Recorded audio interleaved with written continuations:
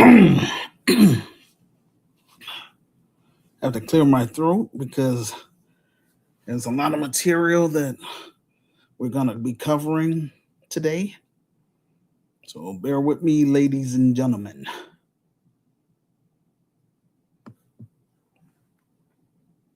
Right? Hello, family. Welcome to Help Stop the Genocide in American Ghettos podcast. I'm your host, Emmanuel Barbie. Before we get into today's episode, if you are new to this podcast or if you haven't subscribed to our YouTube channel, please do so now. And also be sure to tap the notification bell for alerts when we upload a new episode. Please let us know in the comment section below this audio podcast, where are you listening to us from? Also, let us know what's happening in your country, in your state, and in your city. And also make arrangements with me to come on this platform so we can talk about it in real time. We are a global community and we want to keep our listeners informed about what's going on with Black people and African people throughout the diaspora. I would like for us to grow this platform to 500,000 strong, and also for us to get our film project fully funded and made so that way we can use the proceeds from the film to purchase property in Chicago, Illinois, within the low income Black community, and become an economic base within the Black community. Eventually, in God's timing, we will be hosting African tours, Caribbean tours, and South American tours. So that way we can move beyond cyberspace and make our presence known in cities and countries around the globe. On this platform, we are more than just talk. We will put boots on the ground and do what we can to help improve the social conditions of our people that want more out of life and who wants to become GRCAM members.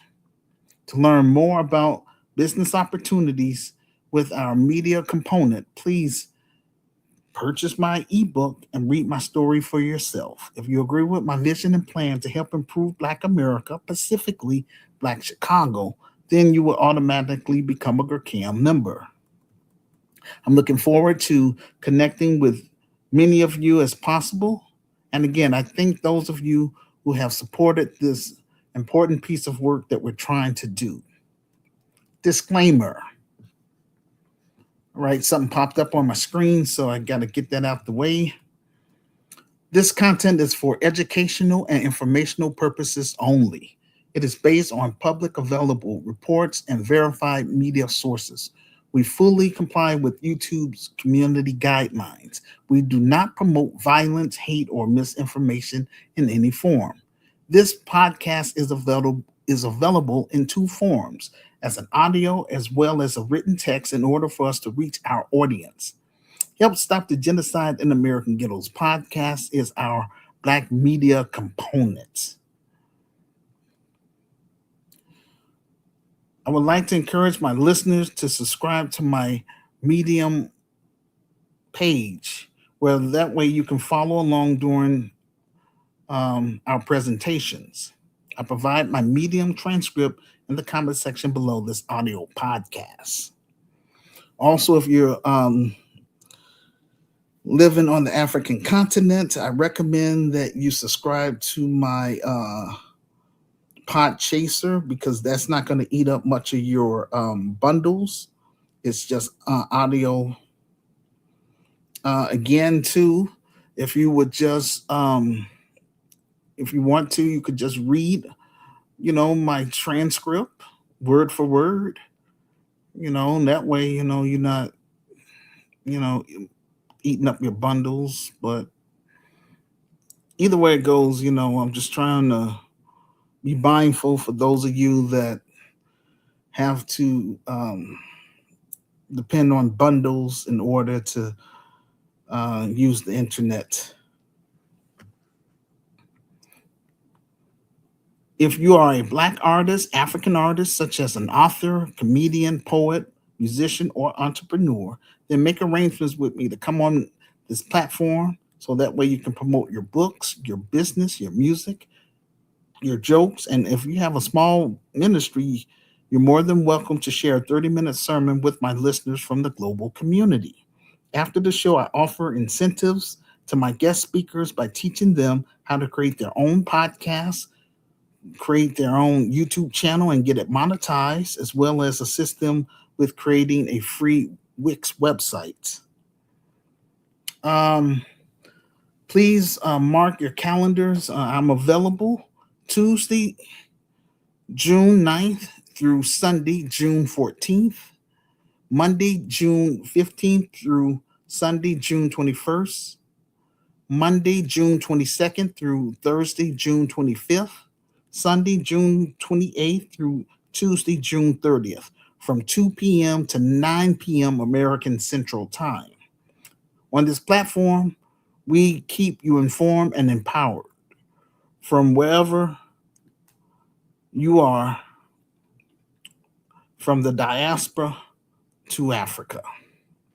Don't just listen to our audio or video podcast. Join the movement, ladies and gentlemen, because after all, um, this business is for black parents, especially single black parents, single black mothers, single black fathers, as well as two parent black families.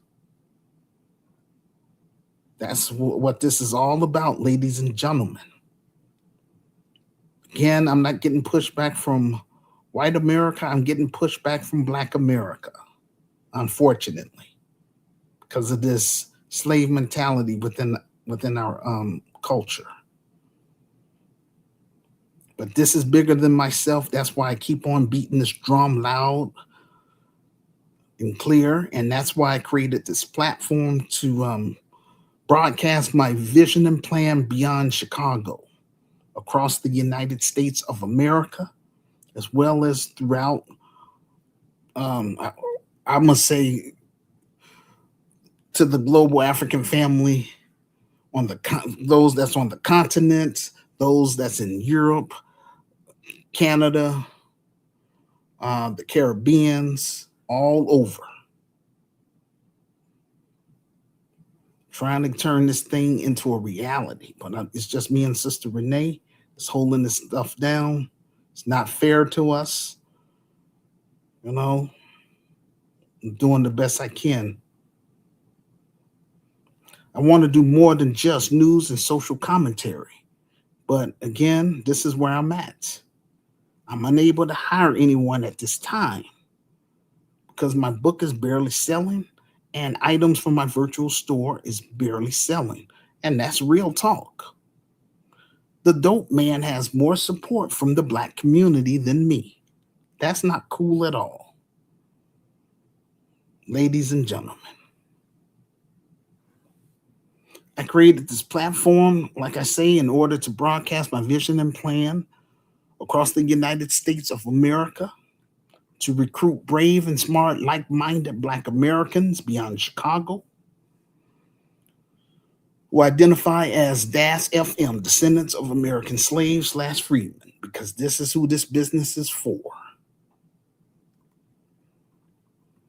I'm also reaching out to brave and smart, like-minded African immigrants within the United States of America from 10 African nations: South Africa, Kenya, Ethiopia, Tanzania, Uganda, Angola, Liberia, Ivory Coast, Ghana, and Nigeria. I'm encouraging both groups to please read my story first, my ebook. Quote, The Solution for Black America, Reclaiming, Rebuilding, and Restoring the Urban Ghettos in America, second edition. It's available on Amazon for $9.99. Read that book, please. And if you agree with my vision and plan, you automatically become a GERCAM member.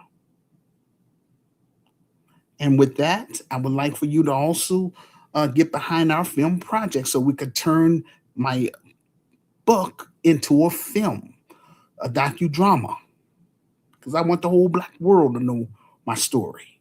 And I want to make sure none of my members, CAM members, would never have to endure such foolishness that I had to endure for the past 34 years. November 10th, 2026 will mark 35 years, ladies and gentlemen. This is totally unacceptable. Unacceptable, Black America. But again, this is why I'm reaching out to the global African family. I have something positive to offer.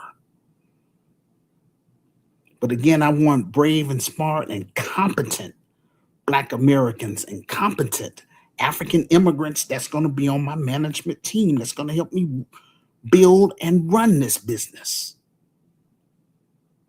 All I have at this point in time is my revised book, my virtual store, and hopefully this film project. That's it. No scams. I wrote the book in order to generate capital. That's why I'm asking you all to work with me. Help me get that book on that bestsellers list so I can be in a better position financially to hire Black people, African people, and others. I'm not running for public office. We're going to build this thing from the mud.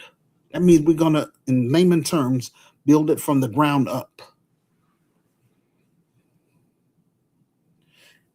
I've been paying out of pocket for 16 years. And you know what? I feel like I'm just wasting money. That's not cool at all. That's why I want to get it popping here in Chicago first, turn it over to my management team, and expand it to the African continent. Those 10 African nations, we're going to set up local chapters in each African nation that receives me. You know what I'm saying? Right now, South Africa, I am still interested in doing business with South Africa, but right now, at this point in time, I have to wait and see. It's a wait and see approach with them, because they are going through the most right now, and that's not cool. I'm asking Africans to please just pray for our brothers and sisters in South Africa. I'm asking African migrants that's in South Africa to please leave before June 30th because I don't want you to be harmed. They're going, it's just sad. It really is. But they're using you as an scapegoat. They won't go after the white supremacist financial elites that's occupying 80% of their land, that's still holding economic power, that put South Africa in, I would say, economic apartheid. They're the ones that's causing all these problems. But hey, it is what it is. Please just leave, get out. I don't want you to be harmed.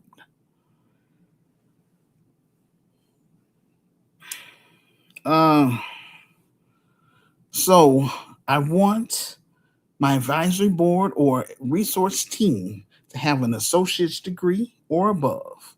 I want Black attorneys, African attorneys, investors, financial planners, marketers, Black entrepreneurs, African entrepreneurs, social entrepreneurs, and philanthropists. Those are the type of people that I would like to be on my advisory board or resource team to help me run this business once we get it up and running. And I do not want to have to constantly be there in the presence. Like I said, I want to have my management team and all that stuff in place. I want to make sure that Sister Renee is going to be well taken care of financially because she had my back for the past 14 years, working with me behind the scenes. So we're going to dedicate a chapter for her in West Memphis, Arkansas. You know, um, yes, I would like for her to be over there with me in Africa, but I respect, I respect Sister Renee's, what she talked to me about. So it is what it is. When I come to South Africa, sorry, when I come to Africa, the African continent, I don't. I'm looking at now, Kenya. I'm not going to West Africa right away. We're gonna build. I'm gonna say in East Africa first. Get our foot over there, make our footprint over there, and then eventually come over to the West Africa. Again, I do not operate like the next black man. I have my own style and way of doing things. You don't have to like me, but you will respect me. And again, I want to make sure we separate ourselves from con artists, hardened criminals, degenerates, pedophiles, urban terrorists, people that don't mean our racial group any good. I want to separate ourselves from them. I'm not saying that I'm better. That's what a lot of my critics want to say to me.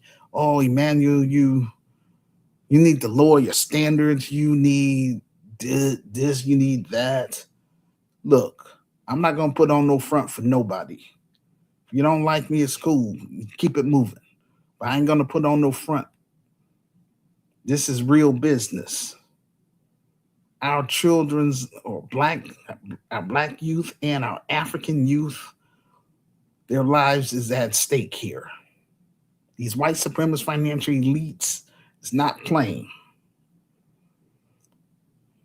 Everything that we're gonna discuss today is should be an eye opener to wake black people up, to wake African people up.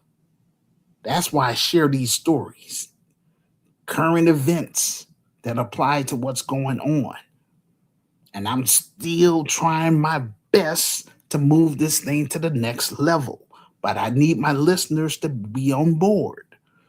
And I want to say up front, anybody that's listening to this, if you're not interested in solving black issues or solving African issues, please delete me off your friends list and go on about your business. I'm just being real. Don't come around me once I start making money because ain't nothing changing. Those that's standing by my side, that's coming on my, I would say on my panel, that's leaving positive messages, in the comment sections, that's sharing my information, that's doing what they can within their power. Those are the people that when I come to Africa, I want to give them an opportunity to be in our African film. Right now, we got to get it popping here in America. We got to get this film project fully funded and made because unfortunately, a lot of our people don't want to read about a solution. Yes, they want to eat up all that negative stuff, the stereotypes. It's unfortunately that's just how it is. Once we get our film project fully funded and made, and the proceeds from the film starts pouring in, then I would be in a better position financially to purchase property in Chicago, Illinois, buy office equipment, hire qualified black middle class professionals, and qualified African immigrants. Global African family, if you're serious about me bringing my Christian business to the African continent, then please help get my ebook on that bestsellers list. So that way the black world will take us serious. Because I ain't playing no games over here. Doesn't matter how bad I would like to get this Christian business up and running. Without financial support from the black grassroots and the global African family, then I am unable to do my God-given assignment, which is to build the best Black Christian business within the United States of America with the help of GRCAM members. And that would be the Grassroots Community Activist Institute of Chicago. We want to build that here for credibility before I cut and run to Africa. I'm encouraging everyone in my Christian groups on Facebook, Light of the World Inspirational Group, and Christian Spoken Word Network. Please stand up. I need your help. Don't just be in my groups just to be seen.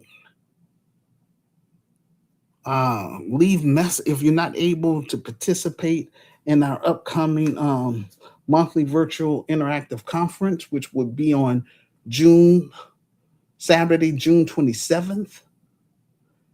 Then please listen to the replay.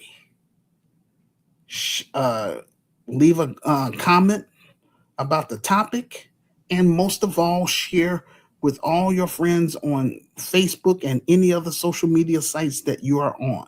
That's what helps speed up the process and get this ball rolling. Ladies and gentlemen, those in my secular groups, such as GRCAI of Africa, GRCAI of Chicago, even the title of this podcast, Help Stop the Genocide in American Ghettos podcast group on Facebook. The same thing. Please get involved. Share my information. Leave messages in the comment section. And most of all, share this information with all your friends. Now, those, again, that's in my GRCAI of Africa group, I'm mindful that you're living from hand to mouth because of the corruption that's going on with a lot of the African leaders and stuff over there. So don't worry about buying the book then. But please share my information. Put me on blast. Yeah, you can pray, but we have to do more than just prayer. Because I want to create jobs for all of my members that's going to be GRCAM members. And if you're not a GRCAM member, hey, I'm not fooling with you. It's just that simple. I'm not going to you. If you ain't going to support me, I will not support you. That's just how it is. That's what makes GRCAM different than all these other organizations. I'm not trying to buddy up with everybody and all that stuff and don't know who they are. I want everybody to know who I am. That's why I wrote my story. And I want to know who you are. If you're going to be a dedicated member. And I want to make sure that you and your family, your immediate family members, reach your personal life goals through this business. That's what makes us different than all these other Black organizations. We want to win the hearts and mind of the low-income Black community, for the residents. Make our presence known there. Have that physical building. I ain't trying to cower behind no computer. I'm on the computer to recruit. You understand what I'm saying?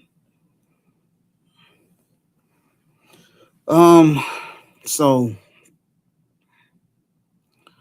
with that being said, ladies and gentlemen, I encourage Black content creators and African content creators who have a large following. Please allow me to come on your platform so that way I can speak to your audience about my revised book and my film project.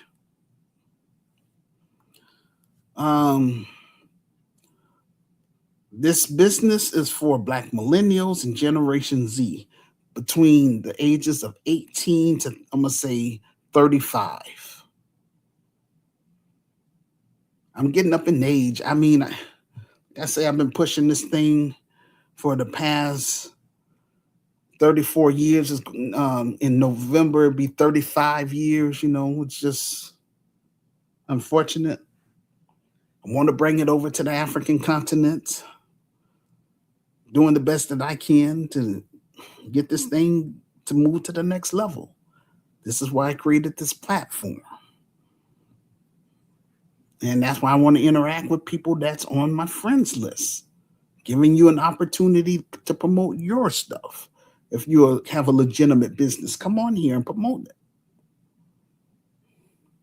I don't want the brand and the vision to die in America. I'm pushing this vision to the Black world. This is my contribution to Africa's rising. Okay?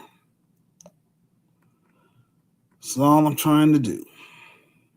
This year, we are determined to get this film project fully funded and made so that way we can move our story to the big screen in order to reach the Black world and the Black masses and let the whole world know who we are and what we're trying to do for Black Americans, which is what I am, who identify as DAS FM, descendants of American slaves slash freedmen, who are trapped in American ghettos, specifically Black Chicagoans. Upcoming events.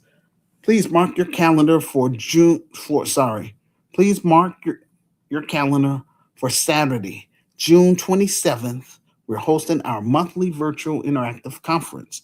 I would like to encourage 5 people from my Facebook page or from my Facebook social groups to come on the panel to discuss our monthly theme, which would be how South Africa became a third world country. You would need to watch the documentary first so that way you can discuss the topic when you come on the show. If interested, please send me a message to my Facebook inbox along with your email address, and we'll take it from there. I will send you specific instructions about being on the panel. Ladies and gentlemen, if you are unable to participate on our monthly virtual interactive conference on YouTube Live, no problem. Just listen to the replay, leave a public comment about the topic in the comment section below the audio podcast, and most of all, please share the link with all of your friends on Facebook and any other social media sites you are on. This will help get the ball rolling. Okay, and let's say, for example, if you do not know how to use StreamYard or Zoom, then make arrangements with me. I already gave you the dates when I'm available. Um, and I would teach you how to use both of them. So that way you can come on the panel to promote your book, your business, your music, your jokes, or share a 30-minute sermon. If you have a small ministry with my listeners from the global community. So where would this take place? YouTube Live, when? Saturday, June 27th, time 2 p.m. American Central Time, 3 p.m. Canadian Time, 8 p.m. West African Time, 9 p.m. South African Time, 10 p.m. East African Time, and 8 p.m. UK Time. Title of this presentation: Asian Man Taunts African Americans, daring us to boycott Asian businesses, and no reparations for Black people. Create your own wealth or stay poor forever. Our first topic: Asian man taunting Black Americans, daring us to boycott Asian businesses. First, let me address the family of Cyrus Belton, the Black teenager who was gunned down by Rick Chow and was acquitted. The story behind Cyrus Belton is that he entered an Asian convenience store. The store owner accused the young brother of stealing a bottle of water. He ran out the store. Him and I believe they say a son chased after him, according to the surveillance footage. When he, okay, so they anyhow, Chow, Rick Chow shot the young brother in the back, unfortunately. Um, so he went to trial. The jury found him not guilty, which is crazy because how you're going to chase down somebody for a bottle of water, you know? But hey, it is what it is. But that's the mentality that's coming into this country with these other groups. They view black people as criminals, yet they have a nerve to open up their business in the low income black community. You know what I'm saying? So I encourage, black Americans, don't don't do business with none of the I'm saying none of the Asian businesses there. Shucks. You know what I'm saying? Because this they're always giving us issues. And I have different videos about even on the African continent. Lord have mercy. I really in Kenya, a Chinese man, and I have the video to prove it. So it's not like I'm just sitting up here making up stuff. Yeah, he beat his employee, and he's an illegal Chinaman, Chinese man. He's illegal. He has a business, and he's gonna beat a Kenyan for being late for work. So, but like I say, this is how uh, our people behave. We'll allow this kind of garbage, but you won't help. You won't come over this way to help work with me to turn this business into a reality, so that way we can have our own stuff. Good Lord, such a oh it's just that it's just so frustrating, and then our children have to sit up here and this garbage is passed down, the slave mentality. But hey, at least I'm trying. I'm doing the best that I can within my power. This is why I created this platform. And I mean, we are going to weed out these off code Negroes, off code Africans, you know. So that's one thing. And then I'm proud of what happened in Nigeria. The Chinese people there, they created some kind of supermarket, but it's only, and they're discriminating. It's only for Asians. They didn't want Nigerians there, but they bringing their funky behind over to the continent. Stay your behind in Asia then if you don't like black people. You know what I'm saying? That's how I feel about it. But yeah, they shut that supermarket down, because they was being discriminated against, and rightfully so. That's what you're supposed to do. And that's what the whole purpose of Gurkha Africa gonna be about, giving Africans a real backbone. Don't sit up here and be treated as a second class citizen in your own country.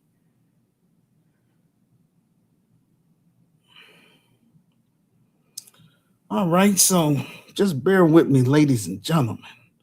It's a lot of material that we're gonna cover. So, and this is sad because I hate to see. I mean, it's sad about the young brother got killed. Well, basically he shouldn't ran. That's the main thing, but he just got scared. But the bottom line, just don't go into those people's stores. That's all I'm saying. Otherwise, more people gonna keep getting killed.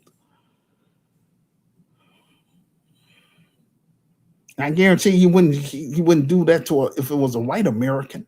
Not at all. I'm just saying. Um,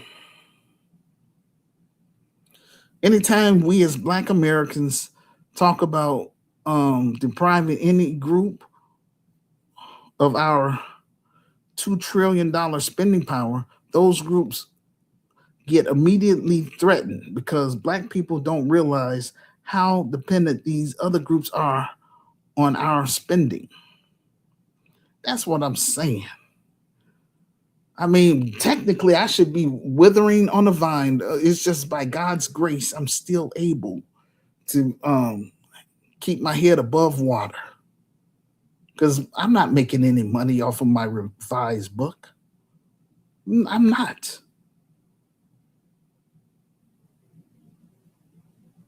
And this is all I have trying to build something.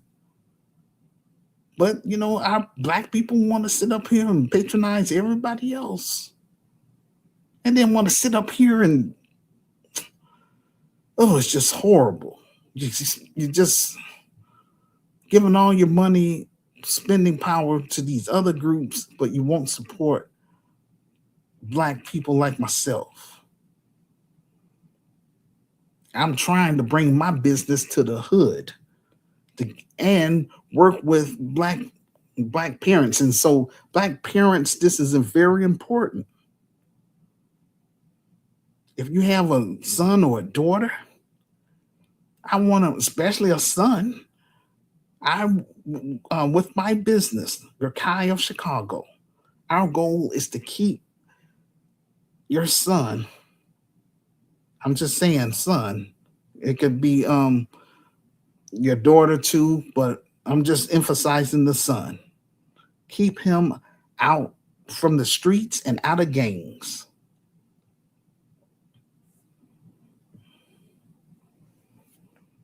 That's all. Because again, that's where I came from. And so I know what it's like living in the inner cities. Um, I wasn't interested in being selling drugs or being a criminal. That's not what I wanted. Um, and that's why we want to be known for creating black empowerment films, positive films to reach the youth, put money in their pockets so that way they can pay their bills and feed their families. That's all I'm trying to do. But it was an FBA that got me kicked off of Substack. And I ain't did nothing to that twisted brother. You're going to sit up here and just start talking ill about me, in the comment section. All I said to the brother was send me your email address, make arrangements with me so you can come on my show and debate me on camera. And then a couple days later, my Substack account was, suspended. And I was on Substack for 6 months. So I didn't have no issue until this FBA got on there, started clowning me, started just talking stupid, talking about he's gonna call ICE on me and I'm a tether and all that garbage. And I had to check that fool. I'm like, we from the same lineage, man. I'm from the soil. And I don't know why you step into me with that foolishness. Because over here we ain't about those diaspora wars, not at all. So over here we will be checking. I will be checking people. That's what I'm saying up front. Especially when we have that physical building, we checking everybody that comes through our door up front. Put everything out on the table. Let people know what we're about. If they agree, cool. If they disagree, keep it moving. And again, I'm only responsible for Gurkhan members and their immediate family members, and that's it. Those that's not part of us, we'll pray for them, show them tough love, and keep it moving. And that's real. Um, so we spend more, so we spend money more than any other group, and I'm telling Black Americans to stop believing that Black Americans are broke because broke people don't have access to $2 trillion spending power. And I have receipts on that too. Some people say 1 trillion. I'm gonna just go by 2 trillion because I have a source that says that. Bottom line, that's as a collective. Um, So I came across a TikTok video entitled quote, Asian man dares black Americans to boycott Asian businesses, unquote. Now, I found another video similar to that, and that's what I'm going to play. But if you want to actually watch the full video, just go to my Medium transcript below this audio podcast in the comment section. Click on the link, then scroll down to show and prove.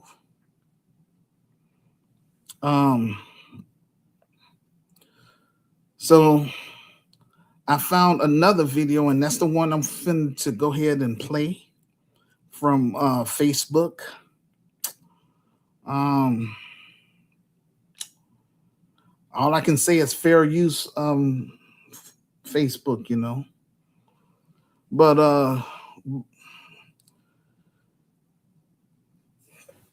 I want y'all to listen to what this brother has to say, and then we'll talk about it.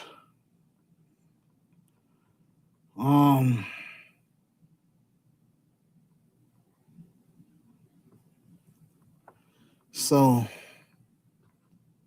here we go. So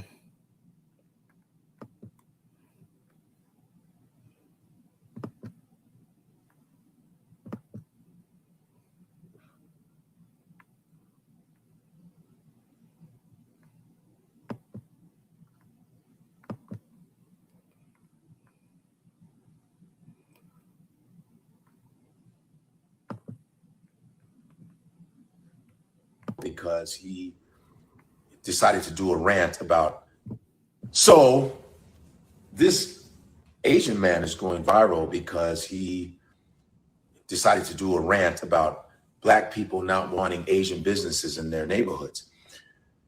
14-year-old boy was just shot for no reason. And the man that did it, this Ricky Chow or whatever, there's other footage of him fighting black kids and harassing black kids, and he shot at black people before. New information about 2 prior incidents where Chow reportedly shot at his customers. The latest one happening in 2018 when Chow shot at a customer that assaulted him. Before that, in 2015, Chow reportedly shot at another customer he suspected of stealing. Chow says that customer left the gas station threatening him. Chow then ran behind him and shot at that individual's car 6 times. So this guy has had a habit of doing this to black people in South Carolina. So we want to boycott this specific store because he killed somebody's son for no reason over a bottle of water. And they're very disrespectful. What we want to do is boycott people who treat us like shit. We didn't paint a whole picture and say, all you Asian motherfuckers get out of our neighborhoods. We didn't say that, but you made a general picture about us black people, and that lets me know you ain't. You're a bozo because you go, oh, we'll take away the lick. This is what you said. I love when the black community says, let's boycott Asian businesses. Please do. We'll get rid of the Chinese takeout. Yeah, take the Chinese takeout out. That's whack anyway. You serve us bullshit, GMO, all that. We get fat and get diseased off of your dirty food anyway. Because the food that's in the hood is not good for the black people. There is good Chinese food, but the shit you serve is usually trash, all right? The dry cleaners. We'll be fine. A black man invented dry cleaning anyway. We'll be fine with the dry cleaning. We will find another place to get our dry cleaning at. The laundromat. We'll be fine with that. Let's get rid of the liquor stores as well. We don't need liquor. See, all the things, a lot of stuff you were naming is that has been killing us anyway. So we need to change up our shit anyway. Liquor. I don't even drink anyway. And a lot of people should stop drinking liquor anyway. So shame on you for that. Get rid of the Jordans you guys wear, the Nikes you wear. Michael Jordan, he's not Asian. He's a black dude. Okay. And I think that he can go somewhere else to get his shoes made. All right. The shower caps. Please get out of here with that. The Hondas, all your car electricians. That's Japanese. There's no Japanese in the black neighborhoods anyway. And you said car electronics. Listen, there's certain things, of course, a lot of stuff made in Asia. That's fine. But guess what else? Asians do. Copy black culture. That's what you do. So you should stay the fuck out of black culture too, sir. And then you say, a lot of us do go to college. You're being outworked by immigrants who barely speak English. And you're not embarrassed? Black women have the highest degrees in America. Black people go to college too. And you had the nerve to say, Go to the bank, start your own businesses, and deal with your own people. You know how many black people try to get loans, try to get money for businesses, and banks are so racist they don't give it to black people? You jack. And by the way, the reason why you guys have the right to come into black neighborhoods to open stores is because white folks didn't want you in their neighborhoods, so they sent you to the black community. And you said, we have our own Chinatown, we have our own Koreatown. You think we really need you guys to benefit off and make money? Chinatown was a ghetto where they put Chinese people in a certain area. Of course, you guys worked hard and built it up. That's facts. But it was a ghetto because they didn't like you. They had anti-Chinese laws against you. They did. White folks shit on Chinese people, Asian people in general, Japanese in internment camps, they shit on Koreans. So all of this you talking, you better know your history, buddy. So the reason why your is even in here to open your mouth on that phone is because of the Civil Rights Bill in 1964. Did you know that? Off of Black American sweat is the reason why Asians can come in here and do what they do. Arabs can come in here and do what they do. Even Africans can come here and do what they do because of Black American hard work and sweat that they are disrespected for, sir. So your little rant was bullshit. It was a circus of word salad and because you don't know your goddamn history because you're a racist piece of shit. While we're talking about specifically boycotting one particular man because he has had a record of shit on black people. He doesn't give a fuck about black people and has the nerve to want black people's money. So yeah, we will boycott a lot of shit and we will affect your. So you challenge it. And by the way, I actually give you credit because you were factual on black people still coming to your stores because we have been dependent on you. You were actually factual. That's why you had the bravery to open your mouth like that because we have emboldened you to talk like that to us because we have so much self-hate in ourselves that we will actually be disrespected and still come in to buy your poisonous weaves that are killing black women and giving them brain tumors. We will come in and get your liquor and all your cigarettes and all that bullshit while you still disrespect us. And this is not saying that every Asian business is like that. It's not that. You painted us in a broad picture.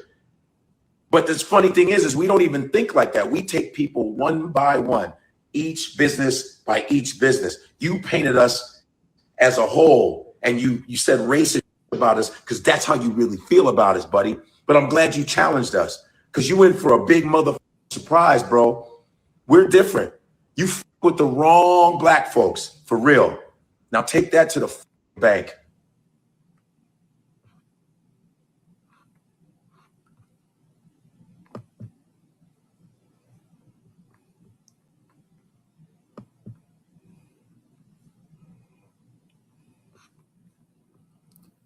All right.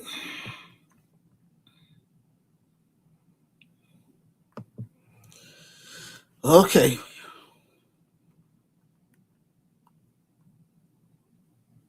We are the only group in America that successfully boycotted the system which helped change laws. For example, the Montgomery bus boycott that was led by Dr. Martin Luther King Jr. That was very effective. And, that's, again,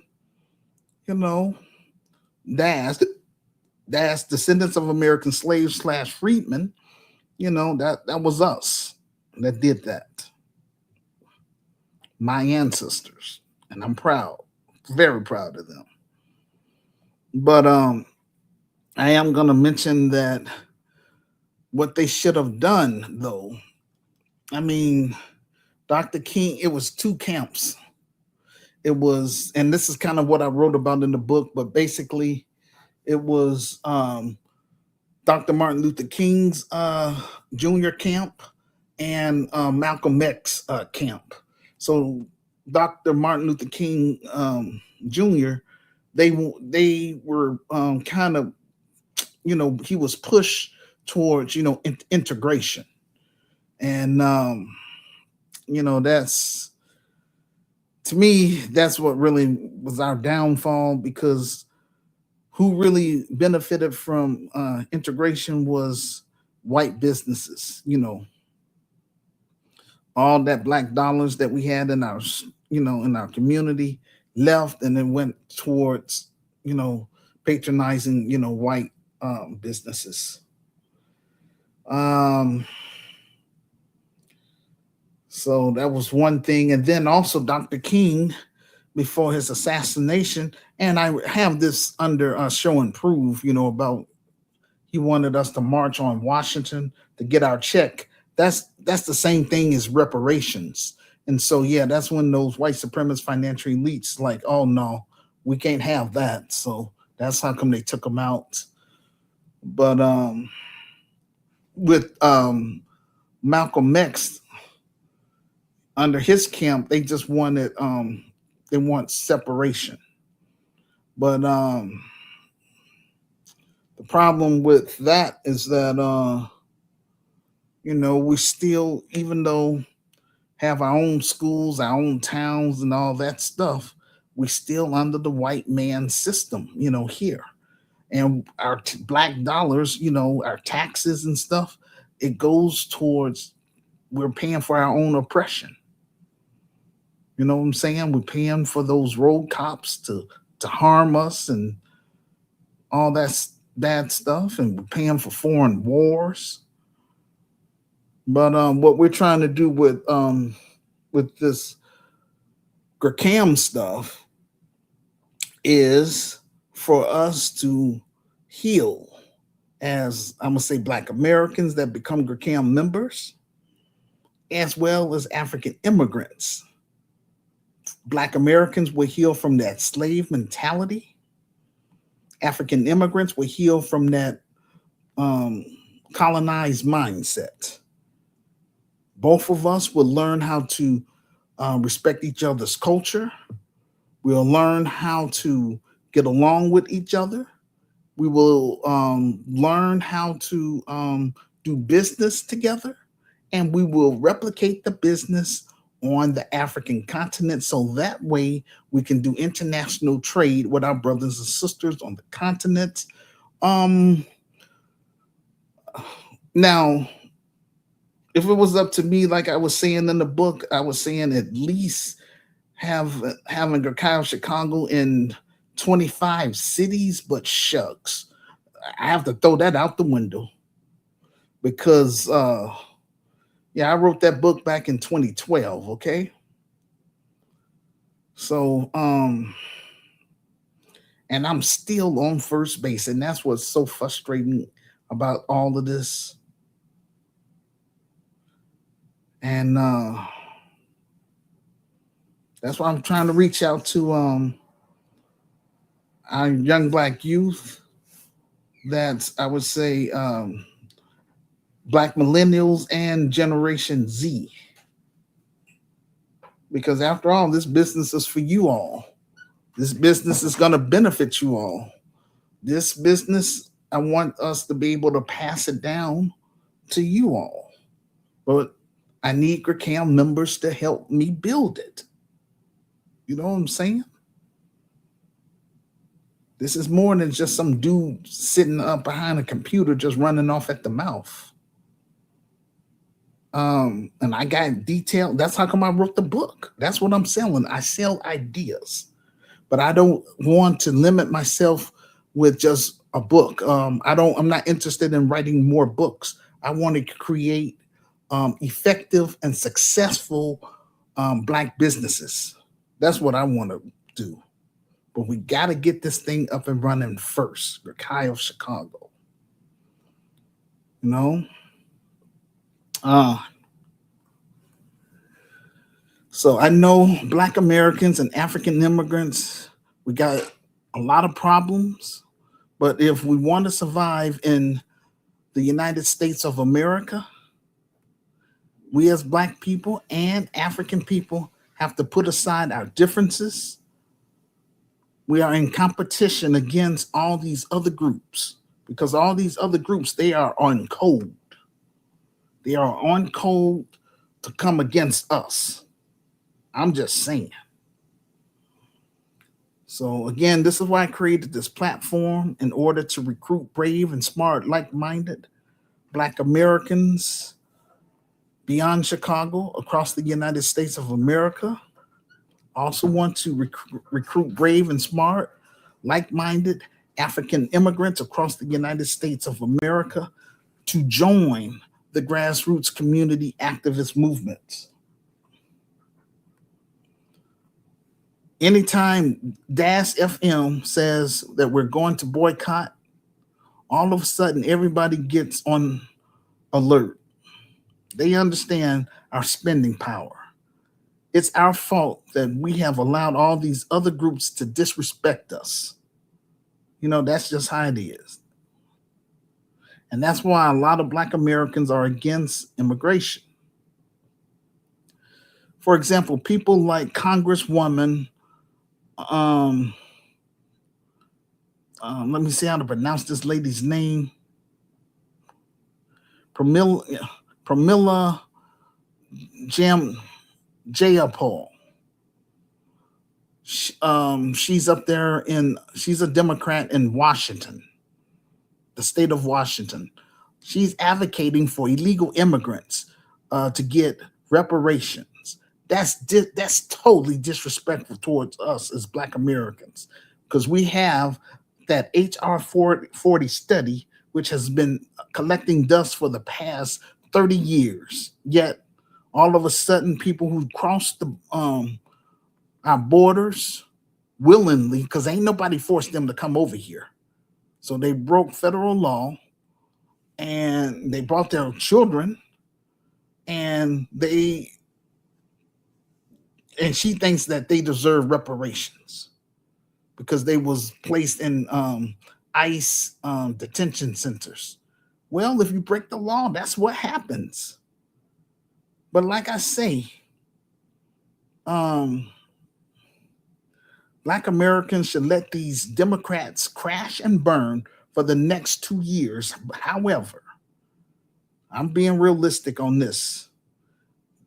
We still have a lot of black people who remain on that Democrat plantation. And the Democrats will eventually win the White House, eventually, win the presidency, the House, and the Senate. And they will reopen those borders. So I'm just saying that's going to happen eventually. But we still have a little time left, ladies and gentlemen, to help get my revised book on that bestsellers list and to get this film project fully funded and made, so that together, I would say, descendants of American slaves / freedmen and African immigrants can build Kyle, Chicago.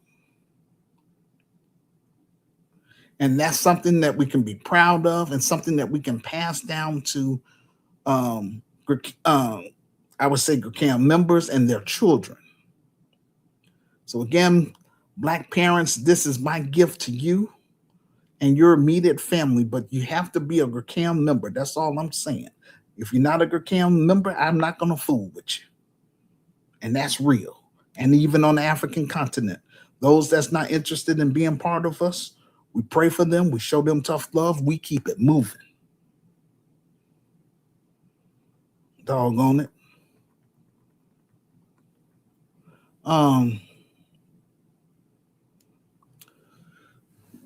Descendants of American slaves / freedmen created towns and made all types of inventions here in the United States. Our towns consisted of Black Wall Street, Rosewood, and Seneca. I'm going to have to spell it out. I can't pronounce it. Seneca. Seneca Village. The only reason we don't have those towns today is because the white supremacist financial elites always targeting and sabotaging us through, I would say, urban gentrification or through eminent domain. It wasn't that we were lazy and didn't want to work. These people stayed on our bumper and keep us oppressed because they know what we are capable of. We are nation builders. That's who we are. these immigrants that come over here talking down about Black Americans, yet they fled their homeland. You know what I'm saying? And I'm not gonna. So the same thing with. I'm just saying, like with FBAs, there's no Black Americans. I do agree. I'm not gonna have no African immigrants or Afro Caribbeans in my organization sitting up here talking down about Black Americans, because that's disrespectful, because I'm Black American. So I ain't gonna put up with that at all. I'm just being real. So here's the breakdown of this Asian man video. They leave their country that's plagued with economic stagnation, rigid caste systems, and oppressive regimes. They flock to the U.S. to capitalize off the infrastructure and the economic and the economy built off of the blood, sweat, and tears of descendants of American slaves / freedmen, and then got a nerve to sit up here and talk about we lazy. You stay your behind in your own homeland, then, and build that up. You know what I'm saying? So yeah, I'm just saying I don't want the one like that. If they're coming over here talking down about us, and I'm gonna check them too. They ain't having that. That's not cool at all. You can't come around us talking bad about Black Americans and think you're not gonna get pushback. You will.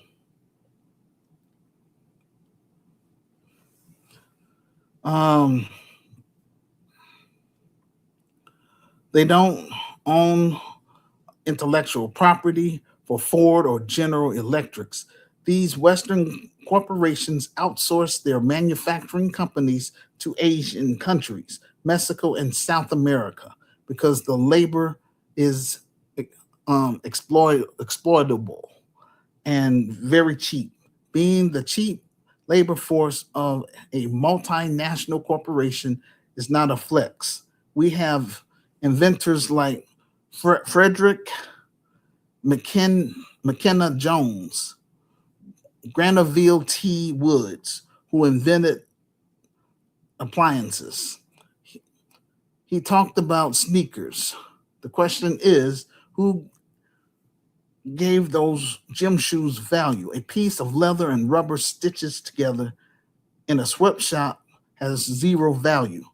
It don't have any value until descendants of American slaves / freedmen gives it value. The name Michael Jordan and our athletes give it value. Our entertainers give it value. Our urban youth give it value. These people are feeling themselves. Our culture value makes Nike a multi-billion-dollar empire. It's Black culture, particularly descendants of American slaves / freemen culture. We have always given value to these shoes like Adidas or Nike. Run DMC made Adidas popular in the 1980s. We've always been the ones given the gym shoes value. You ain't doing us any favor getting some rubber and some cheap cloth and sewing them together that don't have value. The beauty supply industry is monopolized by them, but they don't tell you how they got it that way. Modern hair care industry was pioneered by Black American women like Madam C.J. Walker and Anna McLone. These Asian merchants didn't invent these products or the culture surrounding them. What they did was capture the distribution network through marketing.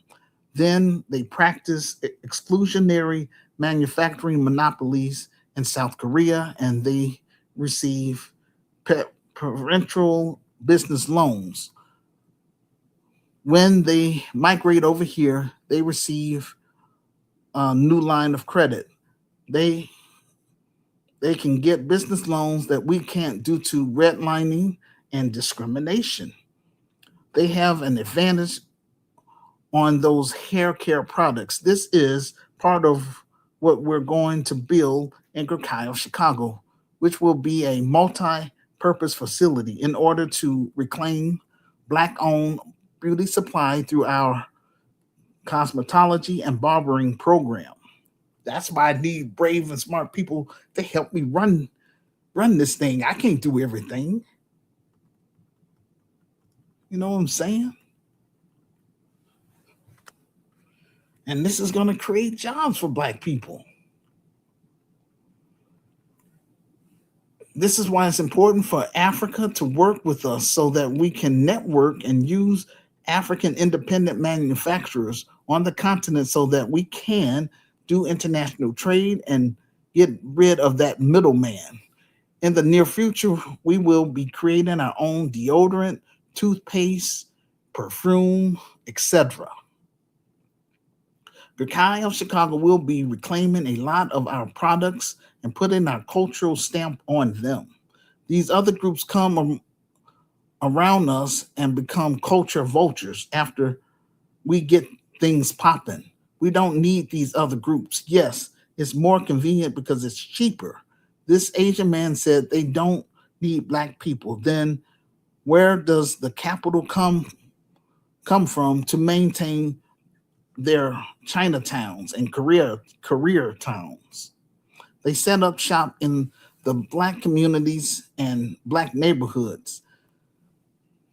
They extract millions of dollars from our communities and neighborhoods to fund their infrastructure, their banks, and their grocery stores, and create their own enclaves. You get the money from us. If you didn't need us, you wouldn't be setting up shop in the Black communities and Black neighborhoods. So let's boycott them and teach them a lesson. Let's boycott their business. Stop going into their businesses, spending money with them. Please leave a public comment about the topic in the comment section below this audio podcast and share with your friends on all social media sites that you're on. This will help get the ball rolling. Our second topic: no reparation for Black people. Create your own wealth or stay poor forever. In this episode, we explore one of the most controversial conversations in modern society: reparation for Black people. What happens if reparations never come? Should Black communities continue waiting for government solutions, or should like-minded Black people and like-minded African people join the grassroots community activist movement in order to obtain economic freedom through entrepreneurship, ownership, investment, and wealth creation? This audio podcast breaks down the realities of generational wealth, economic empowerment, financial literacy, business ownership, and the importance of building independent financial systems. Whether you agree or disagree, this discussion challenges listeners to think critically about the future of Black wealth and economic self-determination. Topics covered will be Black wealth creation, generational wealth strategies, financial independence, entrepreneurship and business ownership, Black economic empowerment, investing for long-term growth, wealth mindset, reparation debates, building assets and ownership, the future of Black economics. If you're serious about creating wealth, escaping poverty, and building a legacy for future generation, then this conversation is for you. I came across a YouTube video from, it was pronounced, I believe, Bantu City Diaries, entitled, quote, "No Reparation for Black People. Create your own wealth or stay poor forever," unquote. So I'll do my best. I hope it plays. If not, again, that's the title of it. You can find that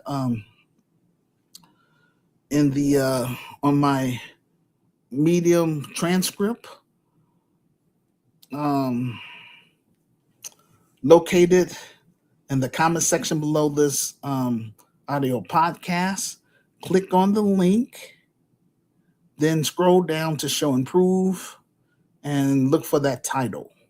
So what I'm gonna do, I'll do my best. I don't know if it's gonna play it, but I hope it will.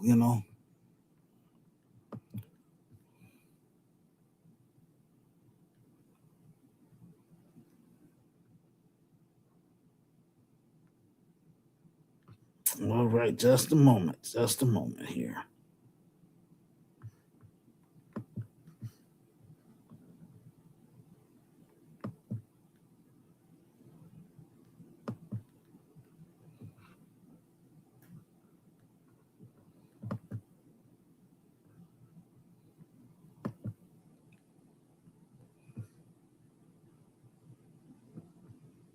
Time to end the endless excuses. Responsibility, accountability, discipline, and, as we all know, the absence of maintenance culture are qualities that best describe Black people, whether in Africa, the UK, Canada, Brazil, or the USA. But no other Black people are more complacent than Africans. To quell the endless excuses and blame, I've looked into comparable countries that were or worse off than many African countries in the 60s. In 1960, Indonesia's GDP was extremely low, with 88 million people. Its GDP per capita was just $40, and its gross was under 3 billion. Nigeria's GDP in 1960 was 4.2 billion, with a per capita income of 174 US dollars, almost 5 times Indonesia's. Nigeria's population was 45 million, nearly half that of Indonesia. Today, Indonesia has a GDP of 1.4 trillion US dollars and a per capita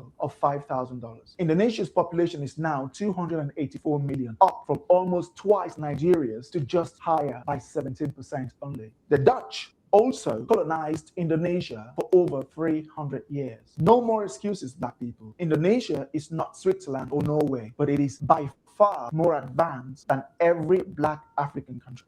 Ghana's GDP per capita in 1960 was more than 4 times that of Indonesia. The DR Congo more than 6 times. Tanzania was almost 7 times, whilst Cote d'Ivoire, Gabon, Cameroon, and many other African countries had higher GDP than Indonesia in 1960. Vietnam in 1960 had a GDP that was not even up to $1 billion.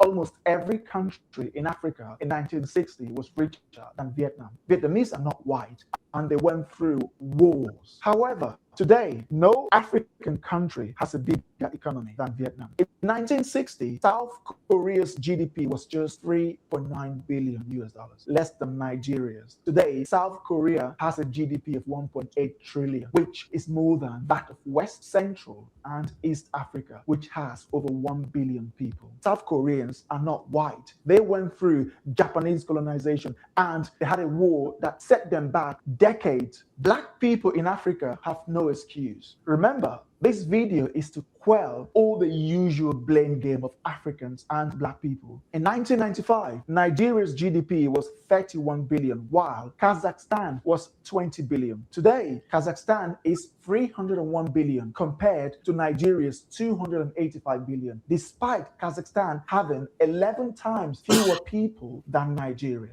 The endless blame game and excuses from Africans are doing us no good, but make those whom we are blaming for our incompetence hate us more. Just imagine an innocent British, French, German, or American who struggles to pay their mortgage and bills is being told that they are responsible for why people in some country in Africa, which they have no intention of ever visiting, are poor. It is terribly annoying. When the British left Nigeria, Kenya, Ghana, Tanzania, Uganda, Sierra Leone, Zambia, and the others, they went for good. These countries drafted their own constitutions and managed their own economies. They owe us, the British, the whites, they owe us no apology or compensation. Only greedy people in 2026 would be asking for monetary compensation for something that happened to people they never saw or knew. Why should a person in 2026 compensate me for an incident that happened to my great-grandfather or great-great great-great-grandfather. I am not responsible for all the evil my great-great-grandfather did to the next ethnic group. Why should today's British, Germans, French, Dutch, Portuguese, and Belgians apologize or compensate for something their great-great-grandfathers did? Only lazy and greedy people waste their time trying to benefit from their great-great-grandfather's misfortune to feed their fleeting desire. Even if the European countries agree to compensate the Africans, but decide to do so in a practical manner. Like, for example, instead of giving them money to these Africans who would use it to produce more babies, parties, and dance all over the place, offer to train their citizens in road building technology, engineering, and other fields for the next 10 years so they can go back and fix their countries. The Africans would refuse because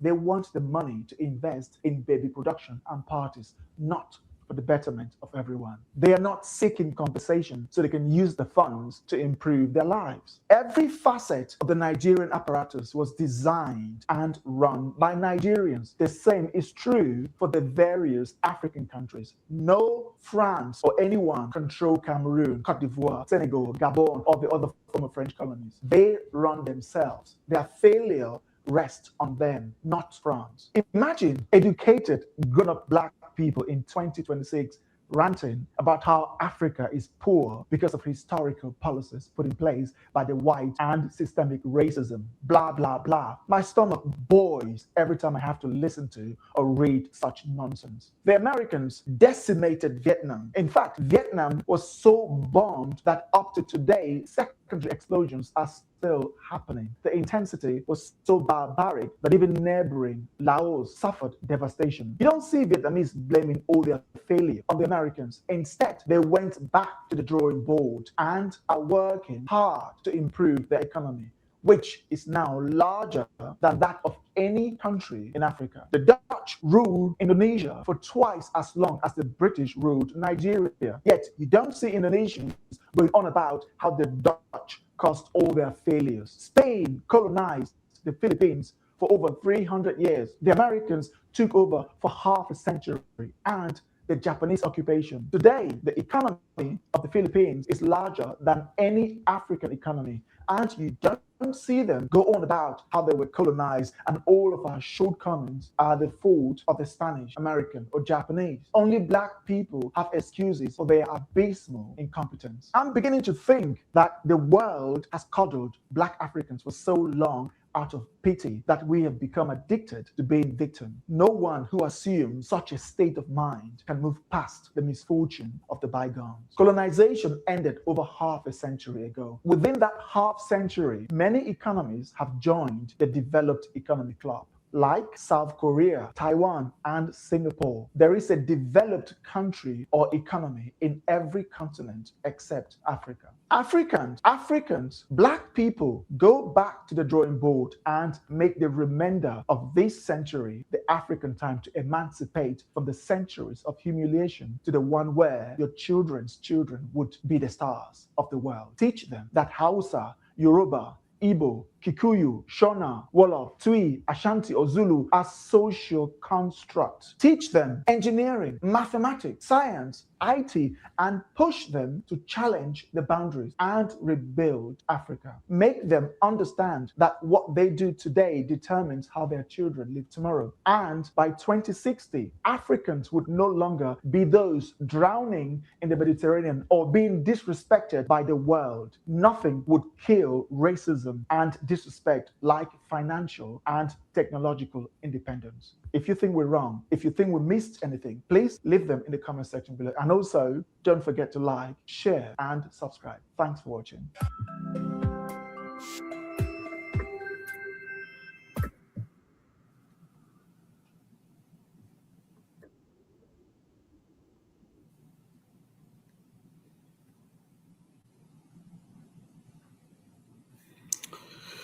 Well, I disagree with that guy. Yeah, that's one of those sellout type of people.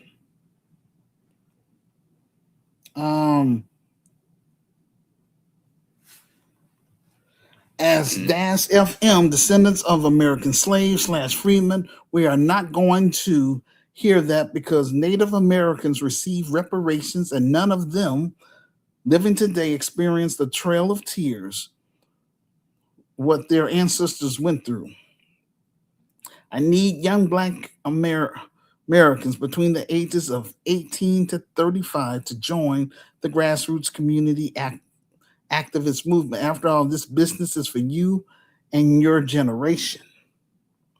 I need young African immigrants across the United States between the ages of 18 to 35 to join the grassroots community activist movement. The Europeans who colonized us and who enslaved my ancestors are still running Africa today, regardless what that dude said. You know, he's one of those, I'm gonna say, let's say he's a sellout or Afro coon. That's what he is. If they don't want us, if they don't want to pay us our reparations, then we as black people and African people should not do business with them point blank. Furthermore, Africans need to deport those who are living on the continent since they don't want to pay for colonization,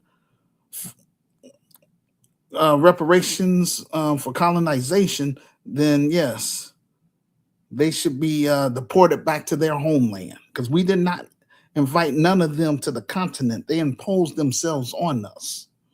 Also, genocide has no statute of limitations. They slaughtered a lot of our people, especially Namibia. The Germans killed over half of that population. Low down selves. And they still running, the land over there, just like in South Africa. The white supremacist financial elites is occupying 80% of the land in South Africa. And they're still, they created economic apartheid. So I don't know what the heck that dude is talking about.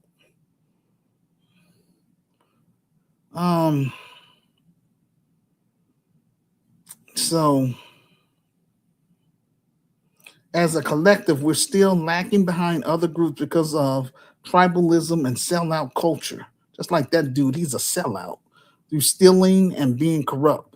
When we talk about the inheritance that's being passed down from one generation to the next, Europeans stole wealth from African people to build up their empire or build up their economy. That wealth is still belongs to the people they stole it from, no matter how long ago it occurred. So when we talk about reparations, not only did that cause a harm from stolen labor, but also genocide as well as stolen inheritance. Again, for example, in South Africa, the Boers are still occupy 80% of the land and still it's control and still they control the economic power. What the guy from the YouTube video left out was that the United States gave them billions of dollars and technology to South Korea, Taiwan, and Vietnam. They didn't do it on their own. You know what I'm saying? But they always want to tell Black American or Black people and African people to pull themselves up by their bootstraps. So it's always a contradiction. A lot of multi-international corporations send their manufacturing to Taiwan and Asia in the 90s. Colonialism ended 50 years ago. Then why are Europeans still there? I'm just saying. Ever since the Europeans stepped foot on the African soil, Africa has been catching hell. Black Africans are starting to wake up. Watch these foreign international corporations. We as Black people and African people need to tighten access to our diamond mines, gold mines, and minerals, because it's not only France, it's the entire European Union. They all need African resources, but they are very disrespectful and don't want to pay for the crimes their ancestors committed. Then we should not do business with them until all of them repay reparations, starting with my group, Descendants of American Slaves / Freedmen. We're putting our faith into these Democrat politicians because we don't want to organize on a local level and state level. Black Americans prefer to vote and let the politicians do the work.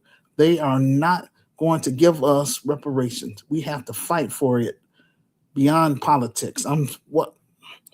I'm saying we're looking for something that we shouldn't be looking from these people. As a collective, Black Americans have $2 trillion spending power. If only we could connect with other like-minded Black Americans, then we can make major moves in America and also on the African continent. We got to do more than just talk about solving Black issues. We have to build a Kai of Chicago, ladies and gentlemen. That's all I'm saying. We got, or we talk about what we used to do in the past. Let's talk about what we are doing today as Black people. We lost everything when the Europeans took our ancestors from Africa. Our inheritance was stolen. That's why we're hell bent on reparations for a whole mass of wealth that was stripped away from us. As far as reparation goes, I believe Black Americans deserve it 100%. We are going to get it. Nope. But we can build a kind of Chicago because we're not ready to fight for it. That's why I'm saying we're not going to get it. But we're not going to get it unless we take it. Black Americans are not prepared to do that.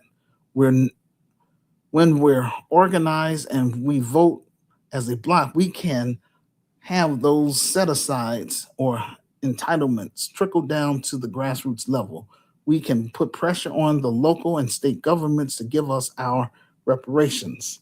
The white supremacist financial elites hate to see us get anything. This is why they've done in the past to us. So what we have to do is be ready to fight.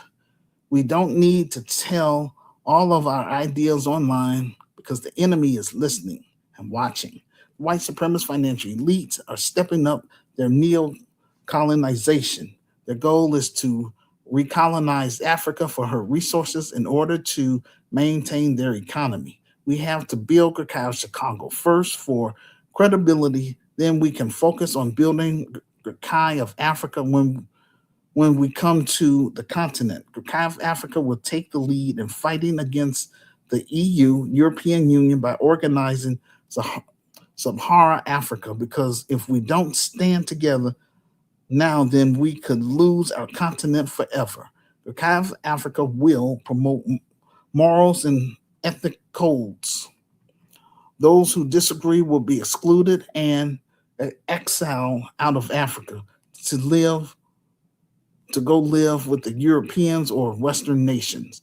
Please leave a public comment about the topic in the comment section below this audio podcast and share with your friends on all social media sites you are on. This will help get the ball rolling. It's time for us to have these conversations. We're talking about saving Black America and also saving Africa. We have the power at the grassroots level. We appreciate you taking up time to engage with us about solving real Black issues and real African issues. The grassroots community activist movement is a safe space for Black voices and African voices. Give our people locally, nationally, and internationally a voice.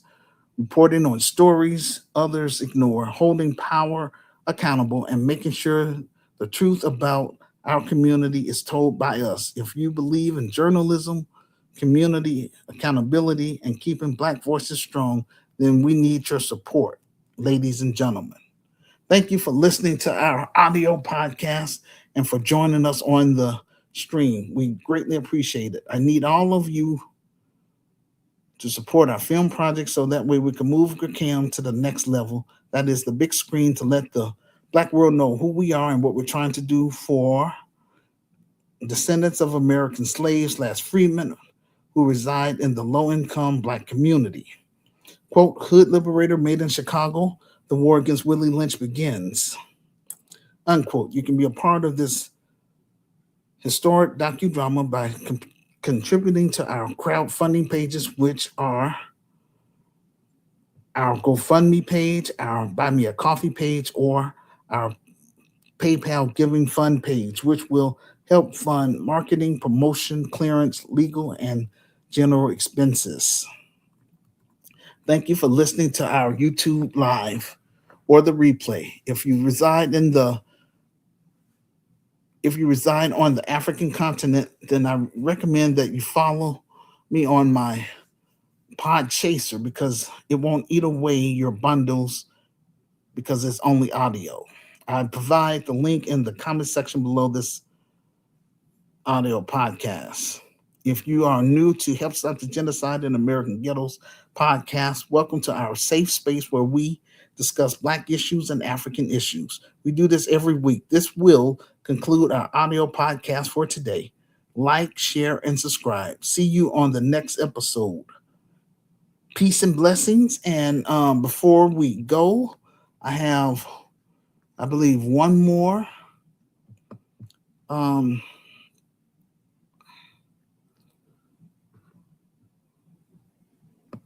Yes, I have one more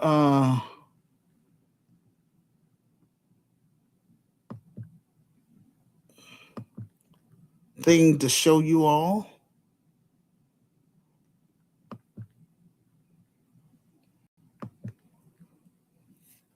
Okay, that's my medium right here. So see the cursor? I'm encouraging all my listeners to please just write that down. This is how you have access to my, I would say, my speeches, all my information as it pertains to, my sources. It's very important, ladies and gentlemen. So it's Manuel Online. That's So I would say first, go to google.com, and then type this in. Manuel, MANWELL, online, all one word, .medium. So MEDIUM.com.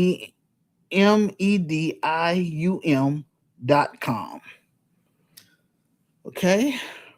And so this is going to pop up. See where it says pin. So this is, my current speech. You would click on there where it says transcript. All right. Then this is all the stuff I read. So you just scroll down. I'm showing you all this for a reason.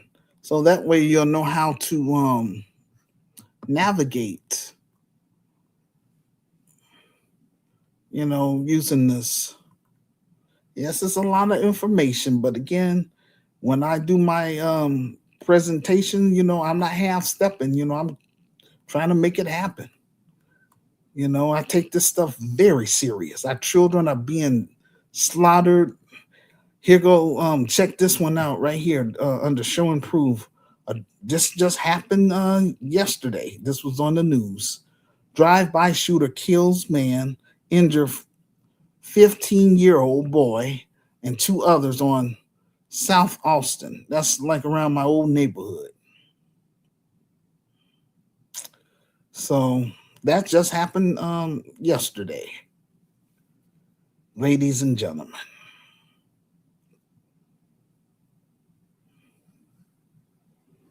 All of this unnecessary violence, that's just senseless violence right there. So I recommend, like I say, those of you that can, just go through all of these, everything I have on here as it pertains to the videos. Okay.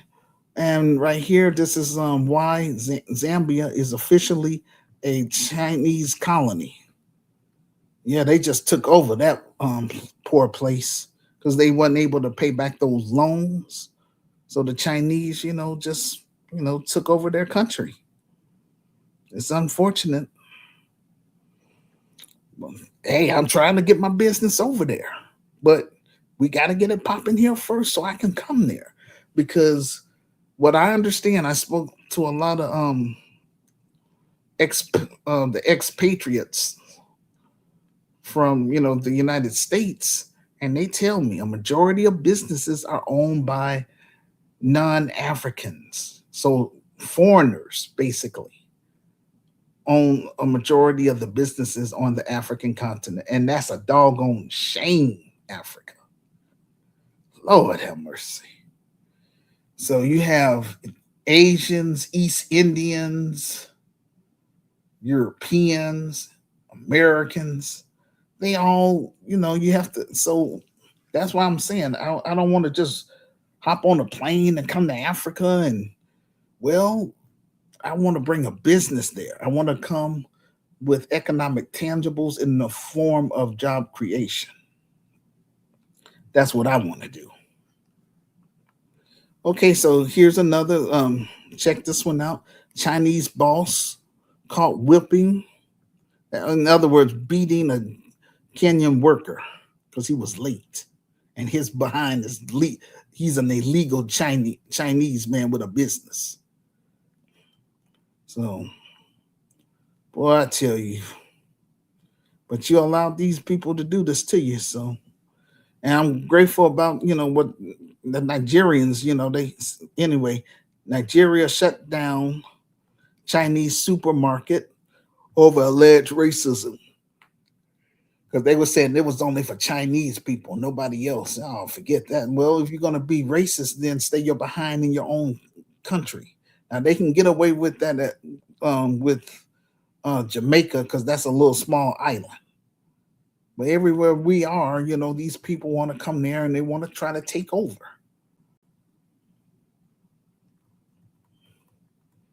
But all this mess happens because we're off code. We don't want to work with me. Step to me. You know what I'm saying? But again, we want to exclude con artists. I'm not having that. There's consequences. That's all I'm saying. You know?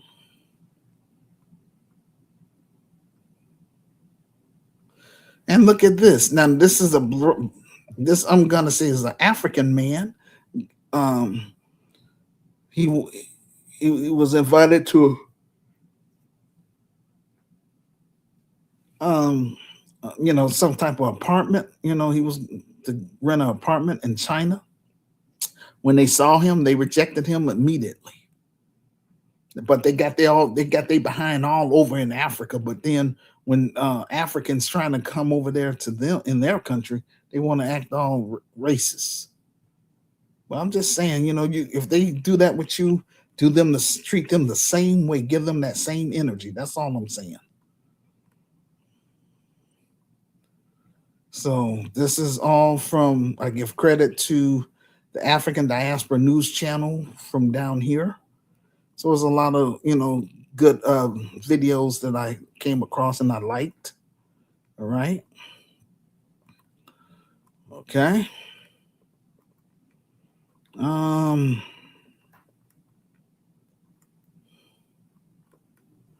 This that lady, Representative Camilla Jail Paul that wants reparations for illegal immigrants. So that's a turn off for me right there. I'm never voting for Democrats at this point unless they're gonna really give us reparations. Other than that, which I doubt, but I don't want to vote for those people because of this lady right there.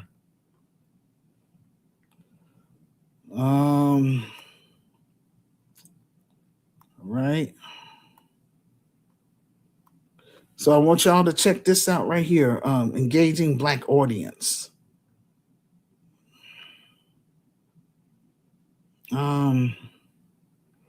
Then right here, the median wealth for Black Americans will fall to zero by 2053. That's a shame. But on here, just click on that and you'll see that it says $2 trillion. So that's where I get my source from there. All right.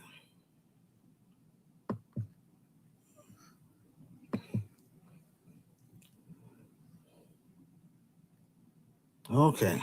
So thank you all for listening. Peace and blessings.